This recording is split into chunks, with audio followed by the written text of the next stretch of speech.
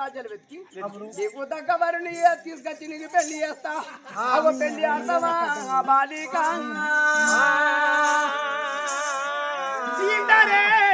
అంశాలారా ఇవాళ రోజు నాడు ఇంద్రలోకంలో ఉండే అంశాలు మరి ఇక్కడ నాయన ఈ నరలోకం వచ్చి ఒక నరబాల పెళ్లి చేస్తా అంటున్నారా అంశాలారా దేవలోకంలో ఉండే ఒక అంశాలు నా పెళ్లి చేస్తా అంటే నీ మాట కాదా నావోను అంశాలారా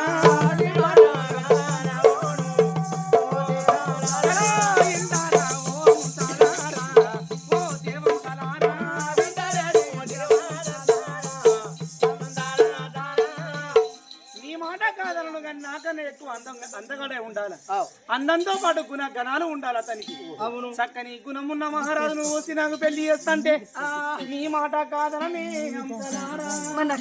ఇంటమేమీదమయంతి అలాంటి గుణ గణాల గల్లవాణి అయిన అటువంటి యొక్క చక్కని మరును చూసి పెళ్లి చేస్తాం నీరొక చిత్రపోటం అంటే నీ రూపపటము నీ అడ్రస్ రాసి మా యొక్క రెక్క మా మెడ లోపల కట్టినట్టుకుంటే దేశాలు రాజ్యాలు ఎత్కి తగిన వారు తీసుకొచ్చి పెళ్లి చేస్తారు సరే ఆనాడు చిత్రపోటు వెనక రాస్తాని దామయంతి భీంభూపాలగిరి నగర మేలే భీమరాజు బిడ్డని నా పేరు దామయంత అని చెప్పి సై సంతకాలు చేసి అక్కడ చిత్రపోటు తీసి మెడలో కట్టింది అమ్మా పోయిరా అప్పుడు మీరు పోయి వచ్చేదాకా నేను ఇక్కడనే ఉంటా ఇక్కడ ఉంటావా అంతేరా సరే అని చెప్పి ఆ రోజు మంత్ర దామయంతి ఆయన అటువంటి రూపపడం తీసి అడ్రస్ రాసే పైన అటువంటి దేవంశాలకు మీద రూపాయలు ఎప్పుడు కట్టిందో దేవంతో తుందానా దేవనందానా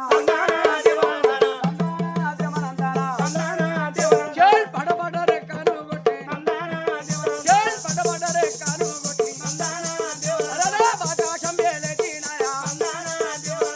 ఒక్కొక్క భోజనం పూలేటే రెండేసి వదినాలు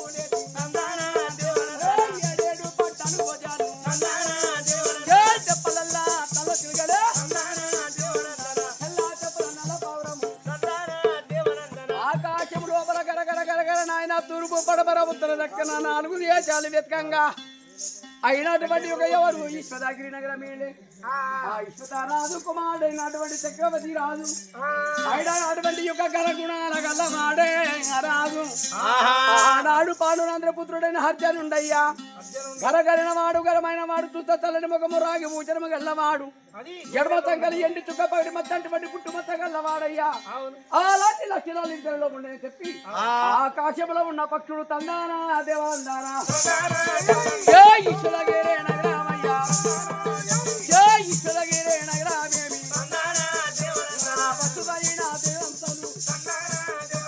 ఈశ్వరగిరి నగరానికి రాజా శివతన గాడికి వచ్చి అగో టేబుల్ పైన ఆడినాయి కదా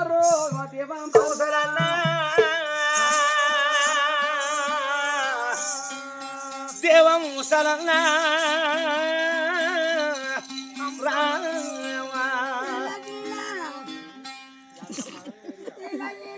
దేవతను చూసిన రాదు ఏమంటాడు రాజు దినముందర రాజు చక్రవర్తి మహారాజు కళ్ళ చూశారు ఏమి రాయివి ఈ రోజు దినముందర అడవిలా తిరిగే అంశలే కావు ఇవి నరులోకంలో ఉండే అంశలే కావు దేవలోకంలో ఉండే అంశలు ఇవి ఎక్కడి నుంచి వచ్చిన రండమ్మ ఓ అంశాలారా రండి దేవముసాలారా రండి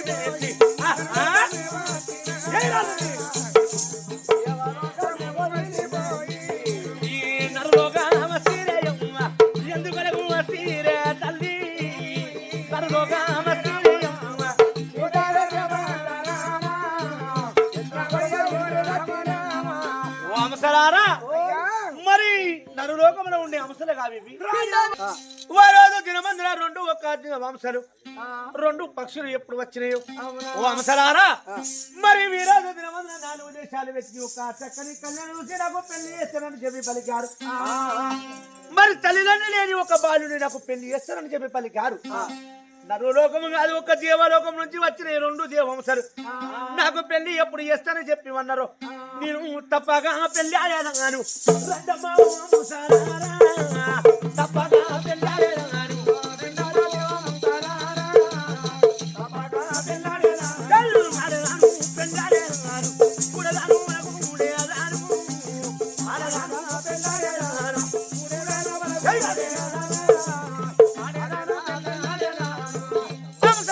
అయ్యా దేవాలోకం నుంచి వచ్చిన 2 అంశాలు ఆ, నాకు పెళ్లి చేస్తారని చెప్పి పలికారు మీరు.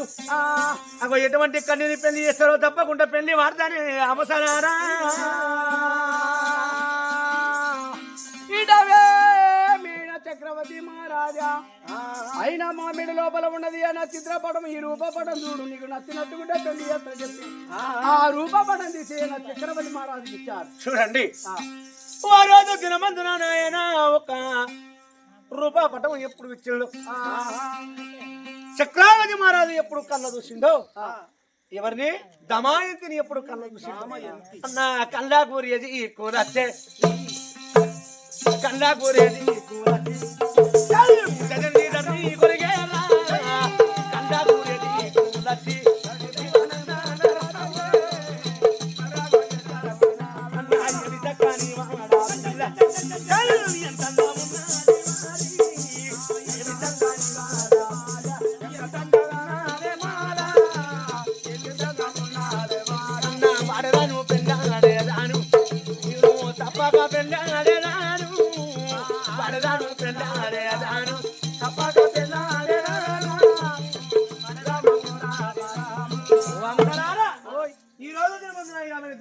తప్పకుండా పెళ్లి వార్తలని చెప్పి అయ్యా ఈ దామాయంతిని పెళ్లి ఆడతాను చెప్పి పలికాము గాని నేనొక రూపపటం నీ అడ్రస్ రాసి మా మెడలు కట్టు పోయిన దామాయంతిని చూస్తాం. అంతేనా రారాజు చక్రవర్తి మహారాజ్ చక్రవర్తి ఒక్క రూప పొడవ తీసుకొచ్చి తెల్లని జాబులు ఏమంటారు రాస్తాడు.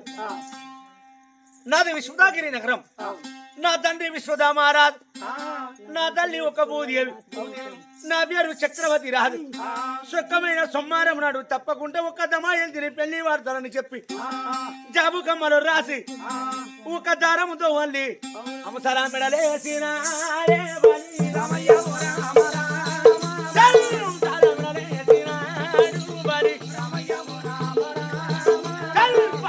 చక్రవర్తి రాజు బలి పిల్లాడు నా చక్రవర్తి బలి రూపపడువ తీసుకొని వచ్చి జాబు కమ్మలు రాసిన ఆయన చిత్ర పొడవ తీసుకొని వచ్చి చక్రవర్తి రాజు అవసర మెడ లోపల వేసింది కదరో చక్రవర్తి. అయ్యా చక్రవర్తి రాజా ఓయ్ అత్యా సోమవారం నాడు ఖచ్చితంగా రావాలి. తప్పకుండా వస్తాను.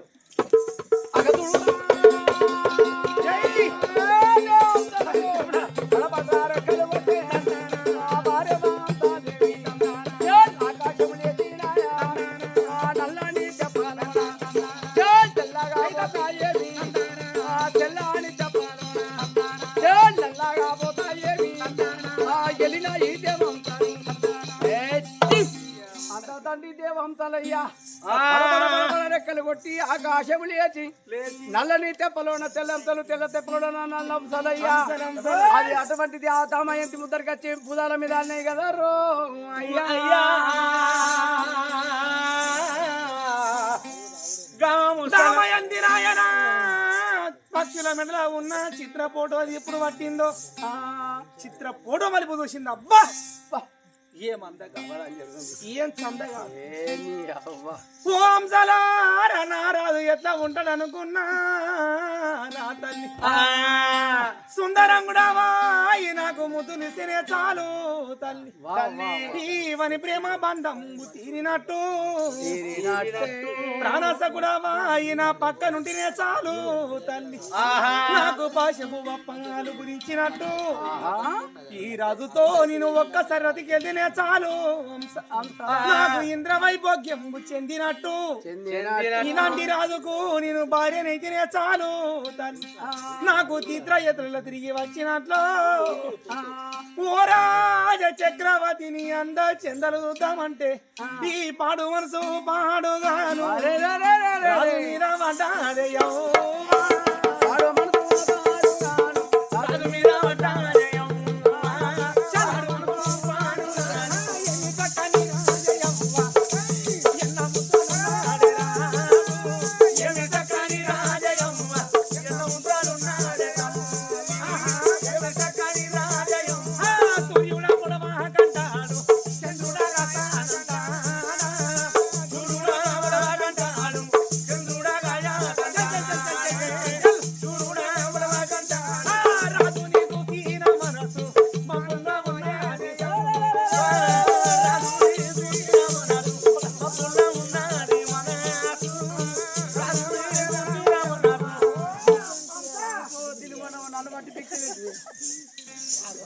ఆడి మీద మనసు నాన్న అన్నది దిక్కు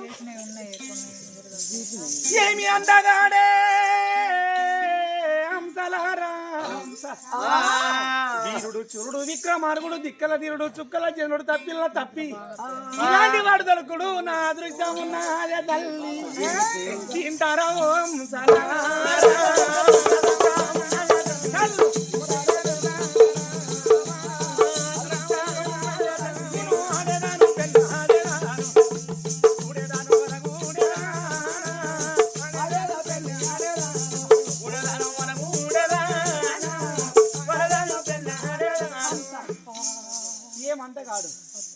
ఏం చందగాడు దిక్కల తీరుడు చుక్కల చెన్నుడు మా తండ్రి బలవంతుడు నా దగ్గర మాషలేదు ఇలాంటి వీరుడు చురుడు విక్రమార్కుడు దొరకుడు వాగునల్ల వంకల కనబడే తల్లి గొర్రెలలో కనిపిస్తాడు ఊరలలో కనబడతాడు గొర్రెలలో అంటే మనం తానం చేయకూడా మోటు భాష ఒర్రే వాగు వంకలు చాలా మధురమైన భాషలు కానీ దామయంతి ఆలోచించింది ఏమిరా మరి ఈ పిల్లగాడు నాకు ఇష్టమైండు నా తండ్రి నాకు ఎన్నో సంబంధాలు చూసిండు ఎన్నో సంబంధాలు నేను కాదన్నా మరి డైరెక్ట్ గా పోయి నాన్న ఇలాంటి చక్రవర్తి రాజుని పెళ్లి చేసుకుంటా అంట నా తండ్రి ఏమంటాడు బిడ్డ నేను ఊసిన సంబంధం నీకు నచ్చలేదు కానీ నాకు పిల్లగా ఉంటే మనం లవ్ చేసినావా ఇదేనా మన రాజకులంలో ఉండే లక్షణాలు ఈ పిల్లగాని వాళ్ళు నేను పెళ్లి చేసుకోవాలంటే రాజులకుంటాయి పందాలు రాజులకుంటాయి స్వయావరాలు గోల్మాల్ సేడయ్యేసి ఈ పిల్లగాని కొరకు నేను నీ యొక్క పందెం కట్టేనా బలి రమయ్య రామ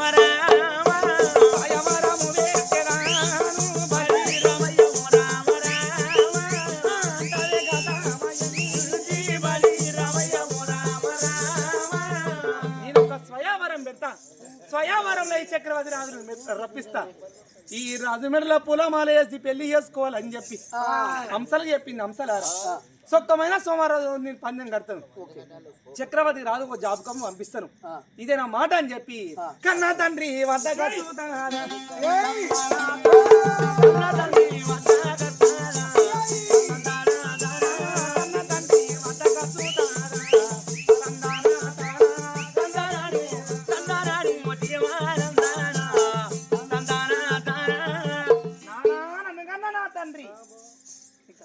అమరా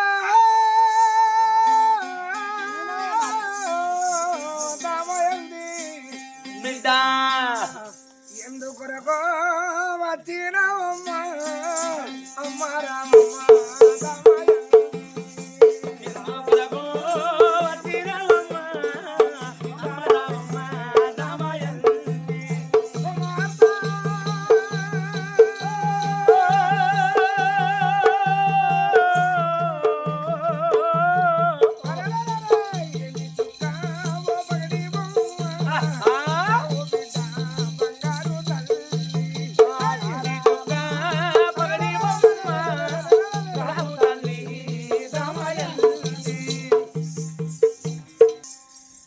కుమార్తె డాడీ ఎందుకనేటువంటి ఎన్నెళ్ళేంది నా యొక్క అక్కడ రాజక దర్బారు వదిలి ఈ మీరు శాంతి భవనం నేనున్న నా దగ్గరికి ఎందుకు వచ్చావు బిడ్డ తింటావేమి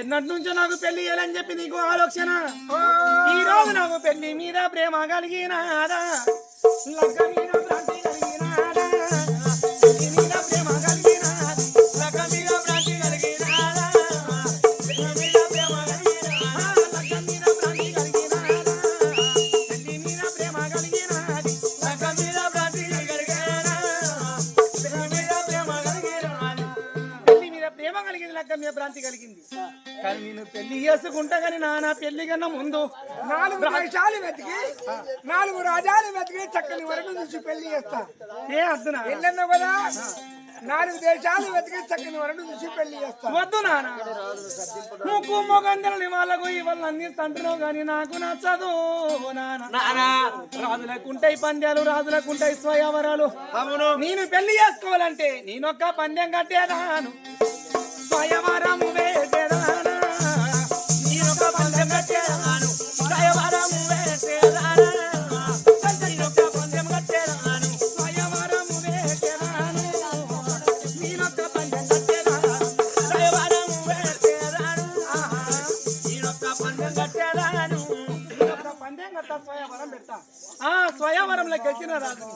అవు తప్పకుండా పెళ్లి చేసుకుంటానే ఏ నారా సయవరము మన గద్దు బిడ్డ కుమార్తె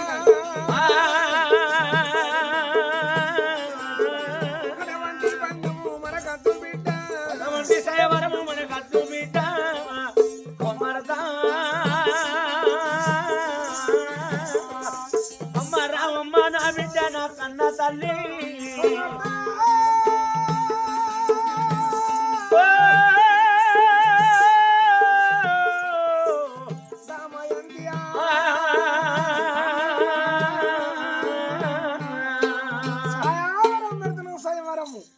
ఆనాటి కాలంలో సంవరం పెట్టిన సీత ఏమైనా సుఖపడ్డదా? లేదు. రావణుడు లేపలేదు అటువంటి ధనుసుడు లేపిన వాళ్ళని పెళ్లి చేసుకుంటే రావణుడు లేపలేదు, రాముడు లేపిండు. రాముని పెళ్లి చేసుకున్న సీత కష్టాలు అడ్డాదో.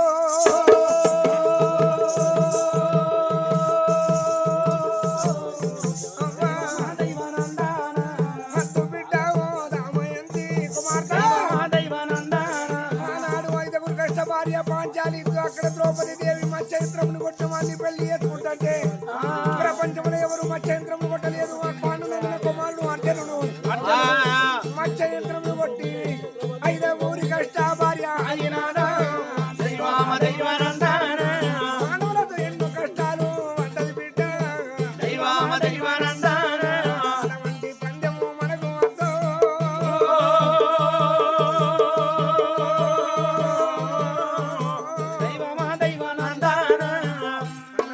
భీమరాజు చూశాడు బిడ్డ నాడు సీత స్వయంవరం పెట్టి సుఖపల్లేదు. 5 కష్ట భార్య పాంచాలి ద్రౌపది దేవి మత్స్యంత్రముడు కొట్టమని పెళ్లి చేసుకున్నది. కానీ ప్రపంచంలో ఎవరు కొట్టలేదు. పాండునందన కుమారుడు అర్జునుడు కొట్టాడు. అర్జునుడు కొట్టేటువంటి ఎవరు అక్కడ ద్రౌపదిని పాంచాలి ద్రౌపదిని తీసుకొచ్చేటువంటి ఆకిలి నిలబెట్టిండు. తల్లేమో ఇంట్లో ఉన్నది. పాంచాలి తీసుకొచ్చామ్మా, ఒకప్పుడు మా తల్లి ఎవరిది కొడుక ఈ పండగని పలవగానే 5 పంచుకొని తినుండని చెప్పి తల్లి చెప్పింది శివాలకుంటి. అయితే ద్రౌపది తీసుకొచ్చి ఆకిలే నిలబెట్టాడు. అమ్మా నేను ఒక పొలం తెచ్చిన, ఆ పొలం నేను తిరుడా మరి 5 పంచిపెట్టుడా అని అన్నాడు. తల్లి ఇంట్లో ఉన్నది. పాంచాలి ద్రౌపది చూడలే. తల్లి అనుకున్న ఏ పండో పొలం అనుకున్న కొడుక 5 పంచుకొని తినంటే 5 కష్ట భార్య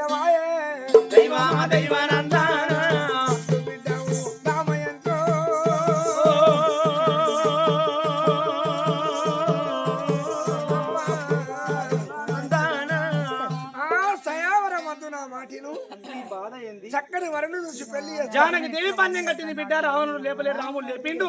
14 సంవత్సరాలు అడవి అరణ్యం పాలు తిరిగింది. ఆకులు అరుములు తిరుగుకుంటూ బతికింది.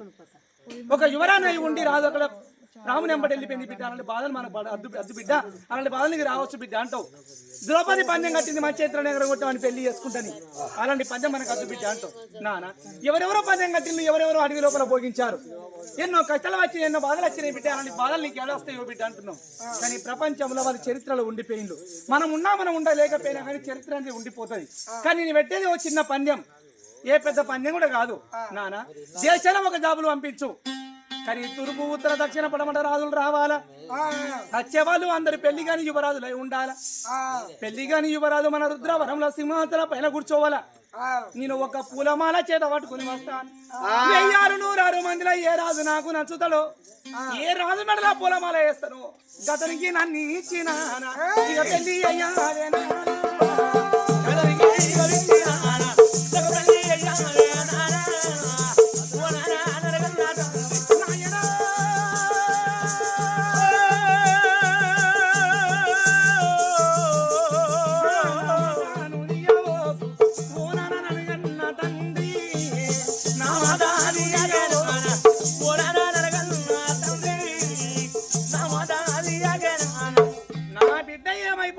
నీ భయం నాకేమీ కాదు నాన్న.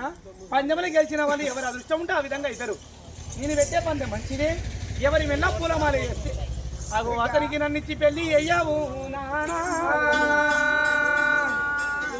అమరా ఎందుకనగలది ఇష్టము నీ అదృష్టం బిడ్డ, నీ అదృష్టం అదృష్టం కొట్టం నేను రాను బిడ్డ బిడ్డని కన్నా కానీ బిడ్డ కర్మ కానీ లేదు నీ ఇష్టం నీ అదృష్టము రాయండి జాబు. ఇక్కడ నాయన కన్న తన్ని ఏమన్నాడు బిడ్డ ఎప్పుడు పన్నెం కడతా ఉన్నావు అప్పుడు 4 దేశాలకు 4 ఉత్తరాలు వేసిండు ఎవరు పీపరాదు పోయి తూర్పు దక్షిణ ఉత్తర రాజకుమారులారా పెళ్లి కాని రాజకుమారులు మా రుద్రావనంలో అక్కడ 1000 కుర్చీలు వేస్తా 1000 మంది రాజకుమారులు రావాలి అందులో ఎవరు అటువంటి నా బిడ్డకు నచ్చుతారో అతని మెడలు అటువంటి అక్కడ పూలహారం వేస్తుంది అతనికి నా బిడ్డకు పెళ్లి చేస్తానని చెప్పి జాబు రాసిండు కదా భీమరాజు